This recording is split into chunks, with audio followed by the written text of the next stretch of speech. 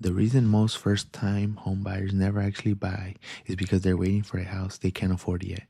And nobody told them that the first house was never supposed to be that house. Here's what happens: someone decides they're ready to buy, they start looking at listings, they find the house they love, good neighborhood, right size, updated kitchen, the whole thing. And then they see the price and the math doesn't work, so they wait. They tell themselves they'll buy when they can afford the right one. And the wait turns into a year, 2 years, 5 years. And the whole thing, the market just keeps moving. Equity kept building for everyone else and they're still renting. The dream home became the reason they never bought anything. Here's what nobody said out loud. The first house is a stepping stone. That's it. It's not where you're going to live forever. It's the asset that builds the equity while you figure out the rest. The people who are living in their dream home today almost never bought it first.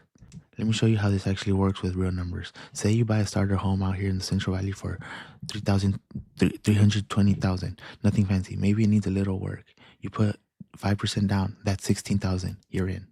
Over the next 4 to 5 years, a couple of things happen. First, you're paying down principal every month. Not a lot early, but but it's building. Second, even modest appreciation in this market, call it 3 or 4%, adds real value. On a $320,000 house, that's 10,000 to 13,000 in value added per year, just over from the market moving. After 5 years, you could realistically have 60,000 to 80,000 in equity built up between what you've paid down and what the home has appreciated. That's your move up money. That's how you get to the next house. You can't build that sitting in a rental. The rent check leaves and nothing comes back. The mortgage payment, part of that comes back to you as equity every single month. The reason people wait for the perfect house is the same reason people wait for the perfect moment to start anything. Because starting with something imperfect feels like settling. But here's what I've learned, and this applies to real estate. It applies to business. It applies to everything.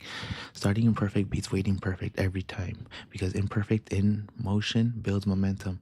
Waiting for perfect just builds more waiting. I started this channel before I had it figured out. Everything figured out. I got my real estate license while I was still working my labor job before sunrise every morning. Not because everything was lined up perfectly, because waiting for perfect was just another way of not starting. The first house works the same way. It doesn't have to be right. It has to start. So what makes a good starter home out here specifically? In Madera Ranchos and the surrounding Central Valley area right now, you're looking for something in the $280,000 to $360,000 range that checks three boxes.